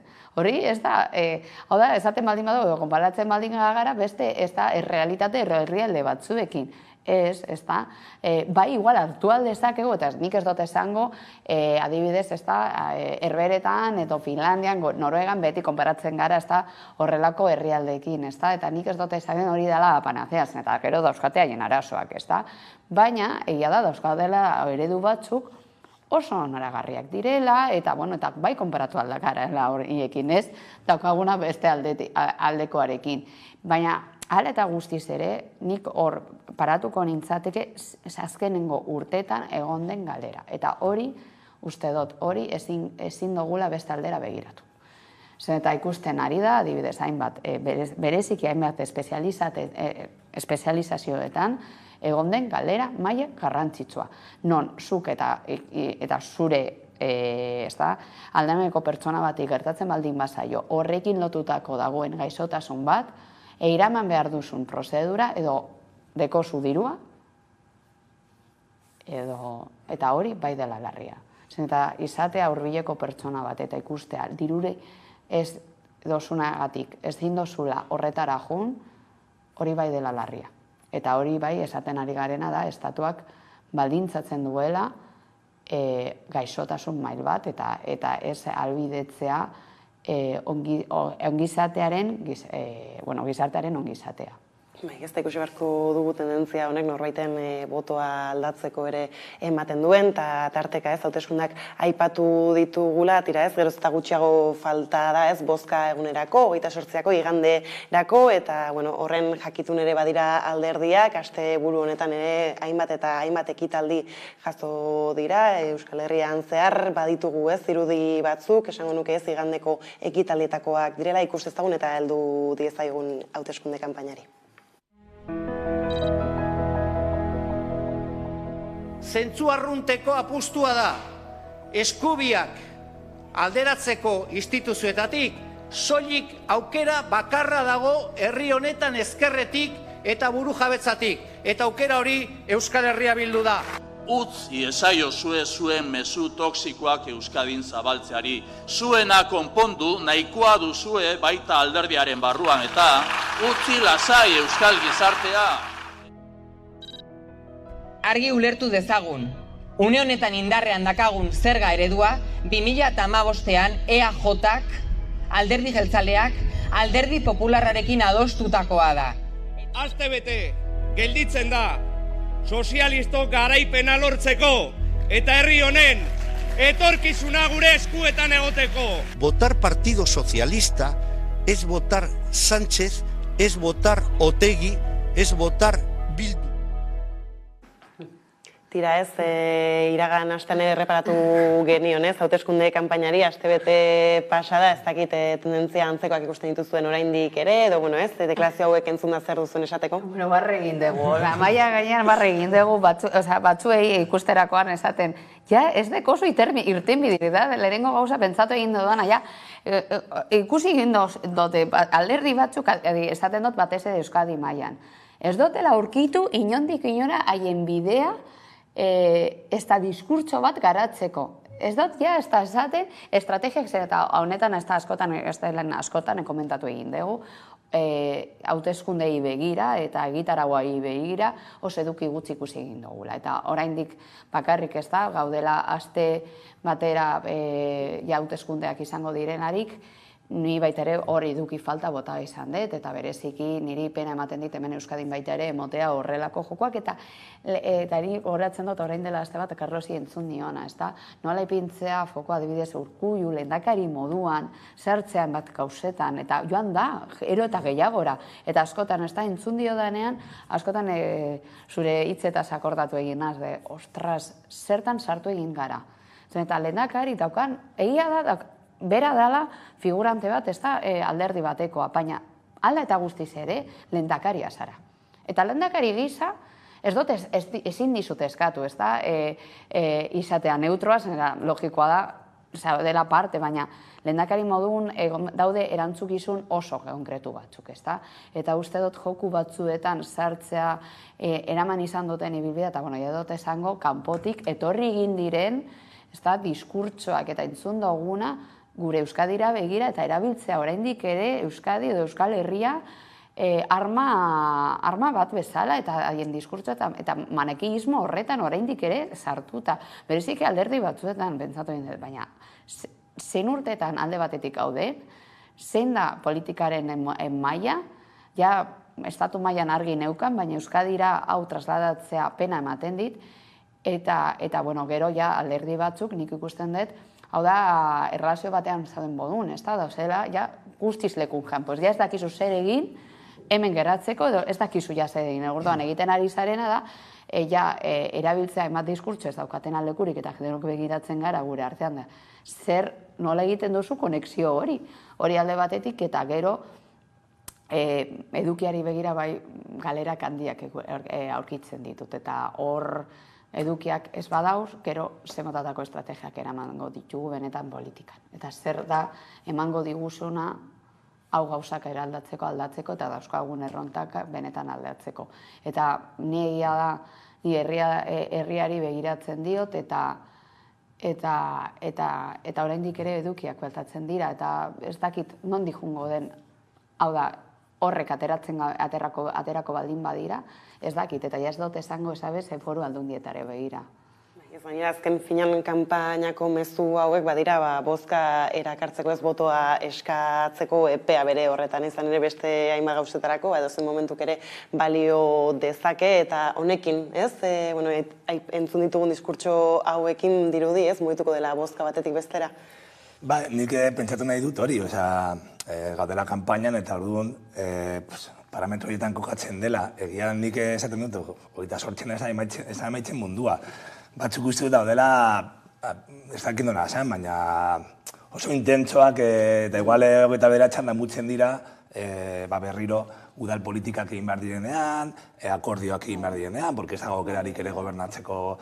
Orduan, nik bai ikusten dut, eta bueno, normala da, egotea tira bira hori, baina bai ikusten dut batez ere EAJ-tik erosi duela eskumako, marko bat nahiko aiuzista dena, segurazki ere horatzean egongo dela gogoeta bat, eta nik uste dute, barre egin dugu justo iturgaitzatera denean, baina egia da Peperen egoera ez da oso ona, eta azken urteetan Pepek izan duen indarra EAJ-ara pasatu da Araban, hirigune askotan, eta segurazki horren atzean ere badagoela ere bai olako neurketa elektorala. Baina uste dut batzuk ari diela zubi asko erretzen boska batzuk lortzearen eta zubi horien artean, aipatu duguna, lehendakaria, baina baita ere, diskurtza batzuk nun gero herri askotan 29an, kuidatu berriarriak eta bizi behar da. Eta edukiekin, bat nator ez direkin, edukiak badaude, baina egia da, ikusita pizkate perkala edukiak topatzeko eskombro asko kendu behar dira gainetik, eta gero batez ere hirietan, igual da gehiago ez dakite, hirietan bai ikusten da edukien arteko talka programa bat, irakurtzen duzuen elkarrizketak eta horrela dagoela aukera gehiago garatzeko, hor bai dago edukia, baina lehenengo esloganak bai dira asko, eduki gabekoak. Eta uste dut adibidez, Donosti edo Gasteiz bai dela edukien, Donostin bai ikusten da asko dagoela jokoan bi eredun arteko talka, inkluso nik posten dagoena da, ekonomia heldu dela ere bai udal eztabaidara, azkenean hori Donostin ikusten da, eskumak gobernatzen badu, hemen dago arazo bat, turismoa, bizibaldintzak, etxebizitza eta bar, eta eskerrak, beste eredu bat bermatuko ditugu bestelako eskubideak. Eta hor, bai ikusita azken asteetan, batez ere prentxan eta horrela, jende askok ere egin duela horrelako gogoeta bat, eta iritzi artikuloak, eta kokatu duela bizitza eta ekonomia erdigunean, baina eskombroak kendu behar dira hori ikusteko, bai. Bai, ez, baina justu iritsi da aste buru hau azken, hauteskunden bueltako azken inkesten datu horien eskutik, ez, zeite fokus kasu honetan, hemen hiriburuetako datuek agian eman dute ez gehiago hitz egiteko, agertzen da ez nola Bilbon esaterako Euskal Herria Bildu PSren aurretik gera daitekeen, Donostian justu ez Euskal Herria Bilduren gorakada bai ikusten da, baina tira ez zeneko goia tronutik kentzea ez oso zail, eta bai agian foku importanteenak edo Iruñan eta Gasteizen agertzen direla, Iruñean azaltzen dena nola, eta esaten zenuen ez nola, 28 ez den amaitzen mundua, eta ikusi beharko dugula 29an zer gertatzen den, eta hor justu Iruñan bai UPNek eta Euskal Herria Bilduk ez, zinegoziko puru berbera izan dezakete, beraz hor ez, adiegon beharko gara zer gertatu daiteken eta zer ez, eta bestetik Gasteizen ez, nola bai EAJak ez, gailendu egiten den, baina tira ez, EH Bildutik ez puntu bakarrera. Ez dakit datu hauekolan gainetik biratzeko astirik izan duzuen? Horrela, eta egia esan da, ezta?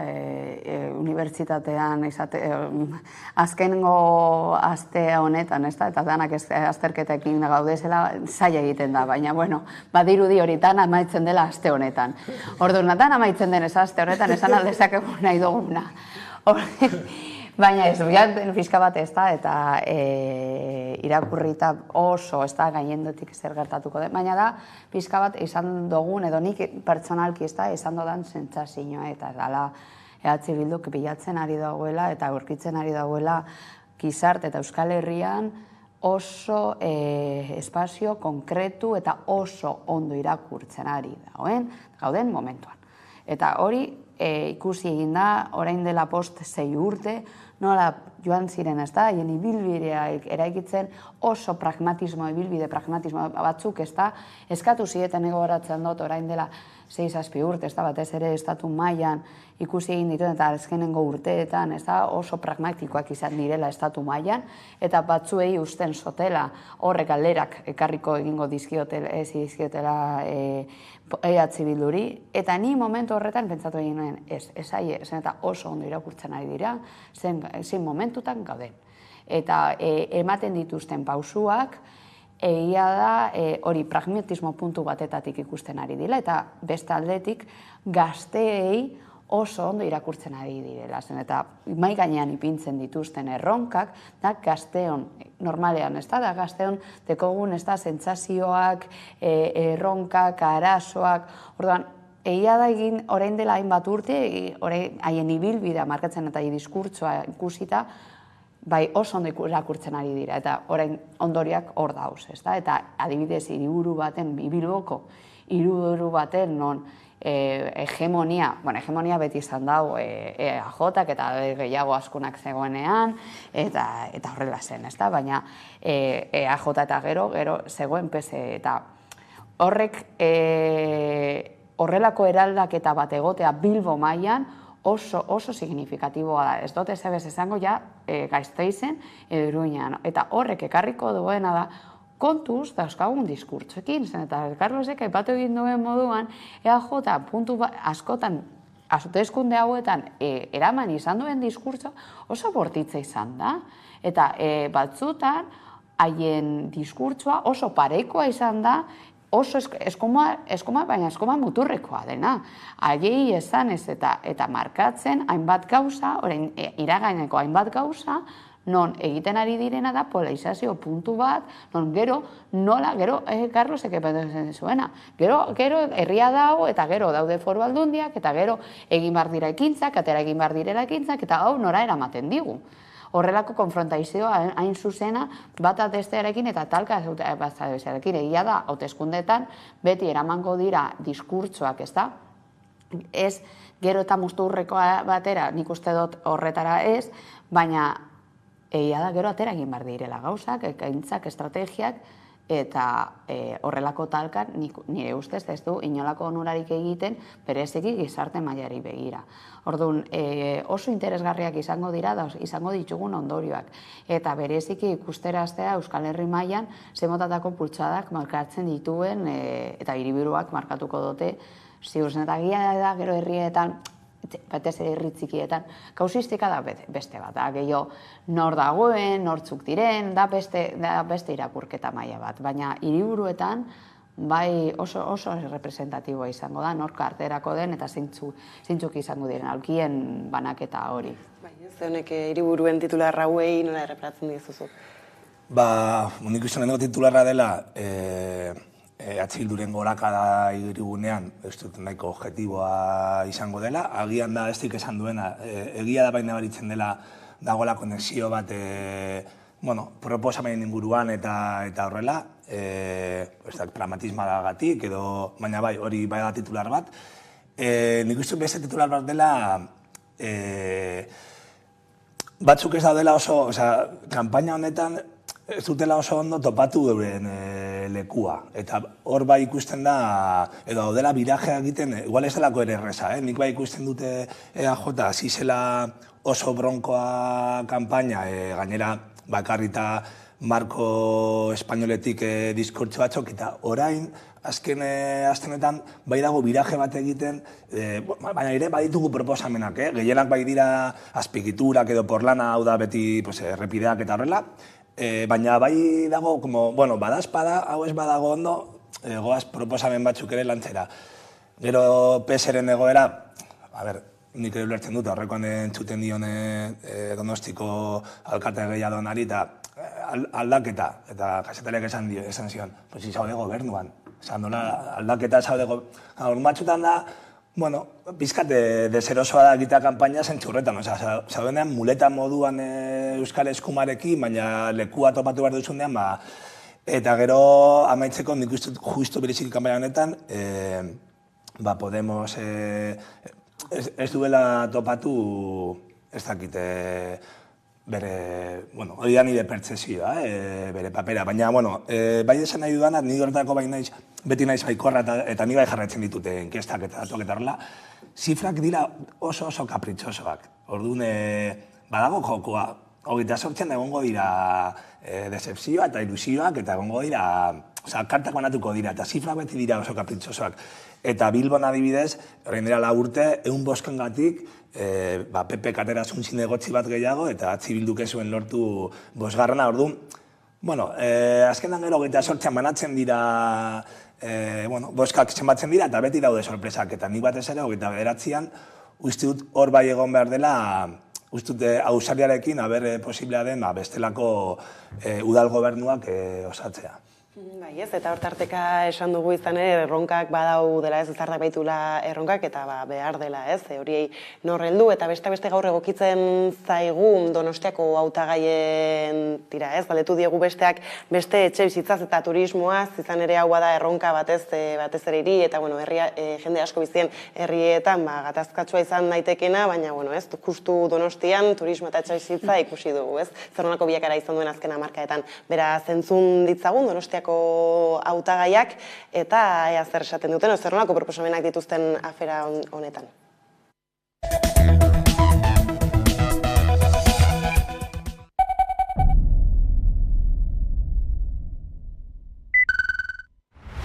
€1.100 metro garratuko, Donostin etxe bizitza, Gipuzkoan dagoenaren batazbesteko bider bi, eta beste hiriburuekin konpatuta ere bai, alokairua €1.000 ingurua batazbestekoa, eta bai, 3.400 gazte joan izan behar dute kanpora, baina eske gazte gehienak ezin du pentsatu ere egin emantzipatzia.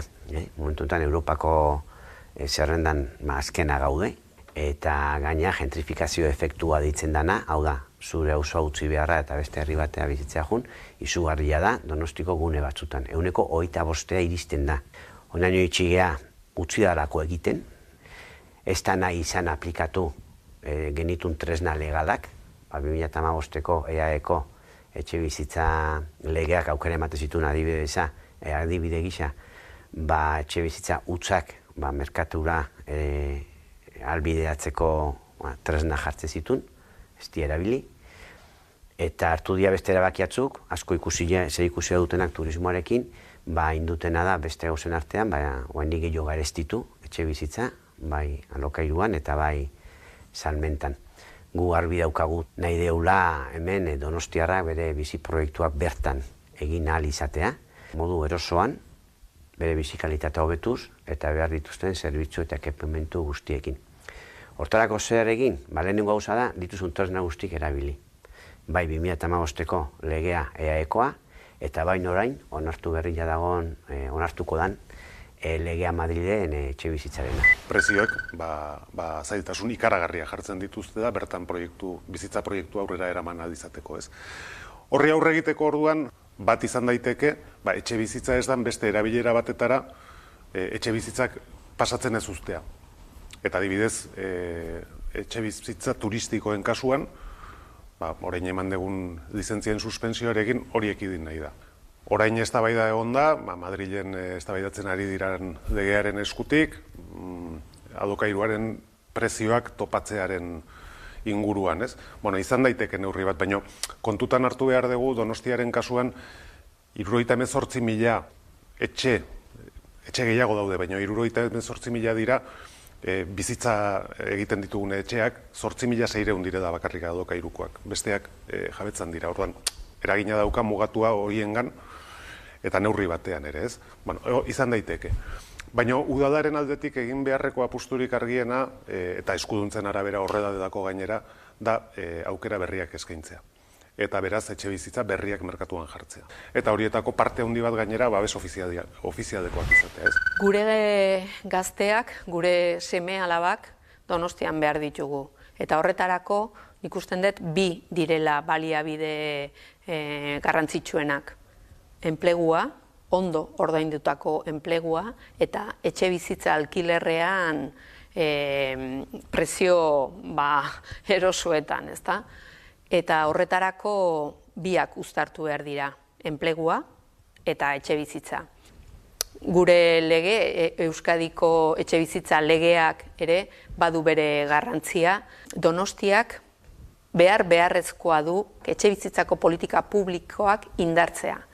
Ezinbestekoa da gure seme-alabei etxe bizitzak eskaintzea alokairuan eta prezio onenan. Orduan behar ditugu baliabideak eta bai Euskadiko legeak zein Espainiako legeak baliabideak ematen digute, zertarako alkilerren prezioak kontrolatzeko nolabait, zona tensionatuak egiteko eta gu horren alde gaude. Badaukagu ja Euskadin etxe bizitzaren lege bat, ez dena erabiltzen, hemen Donostian, eta orain estatuan baita ere daukagu etxe bizitzaren lege berri bat, ez. Nik proposatu dut itun bat alderdi guztiekin legea guztiz aplikatzea eta baita ere Donostian. Orain lege hau badauka tresna bat prezioak erregulatzeko eta historioko lehen aldiz izango da eta guretzat bide zuzena da hori eta baita ere handitu behar dugu etxe bizitza publikoaren parkea. Orain daukagu 4% publikoak direla eta Europako media da 9%. Eta orduan hori helburu nabarmena da baita ere. Alde batetik, babes publikoko etxe bizitzak alokairuan izan beharko litzatekela pentsatzen dugu. Eta irizpideen jarraipenak egiten, ezta? Horrela ere, zuk dirua aurreztu dezakezu gero zure bizitza eukitzeko, nahi izan ez gero, eta beste batzuk etxe bizitza horiekin gauza bera egitea. Salmentan baldin badaude, normalean gertatzen dena da guztion diruarekin batzuen ondarea handitzea. Eta horrela gainera ez da konpontzen etxe bizitzen arazoa. Tira ez, aipatu dugu hasieran nola etxe bizitzen afera badela ez, hirietan batez ere, agian ez, gai eta gatazkatsuenetariko bat entzun ditugu ez, Donostian nola erreparatzen duten gai honi ez, hemen gaina justu eneko goia izan zen lehenbizikoa ez turismoari begira ez, iragartzen urte honetan lizentziak edo beten egingo zituztela, ez dakite nola erreparatzen diozun Ni nago harrituta, guztiak daude ados.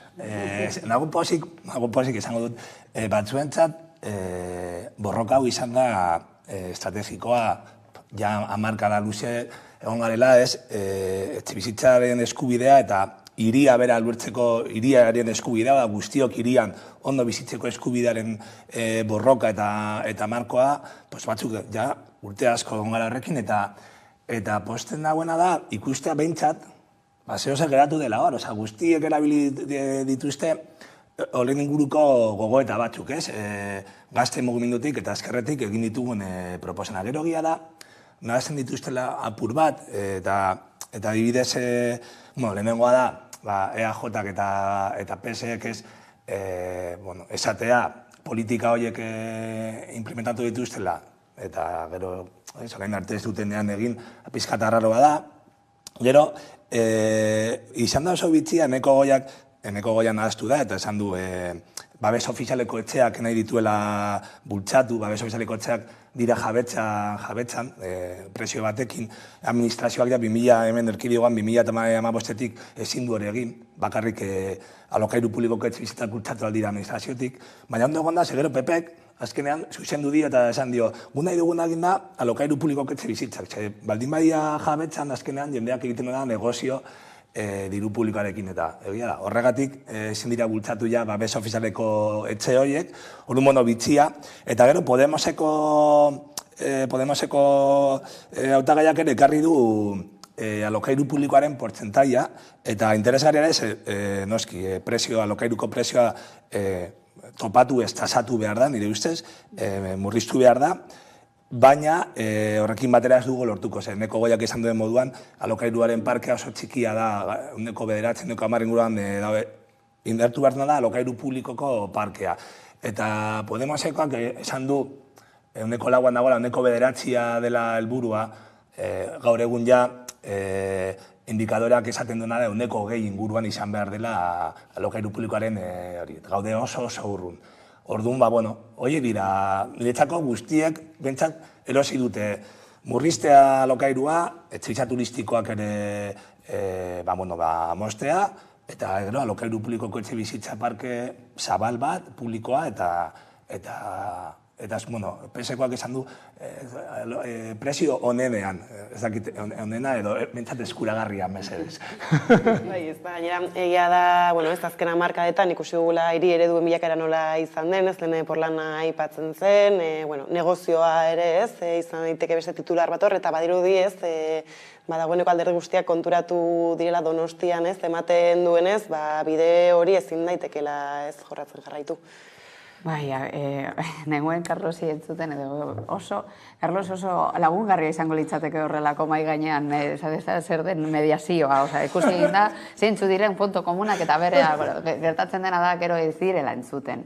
Eta hor, daukaten arazoa, Donostin, baina da orain dela urteak daramate urte horrekin, eta gainera da normalizazio batera, hor egon dira bi jarrera, bai? Adibidez, kanpoaldeko jarrera eta gura jarrera Donosti zela horrelako lusuzko, ez da, herri bat, hiriburu bat, eta hiriburu horretan bizitzeko izan behar zinela, lakren. Eta hori da, nik bizi izan dodan diskurtso maila eta da normalizazio horretan bizi izan dodana. Eta ja kanpoan ikusten baldin badozu, betidanik entzun dela, adibidez bizi kalitatea Donostin oso altua dela, eta horrek orain hori paratzea, hainbeste, sostengatu egin dugu sistema kapitalista, non orain zer egiten dugu Donostirekin. Donostin horrela jarraitzen baldin bada, egingo dena da hiriburu fantasma bat izatea, eta barkarrik bizitzea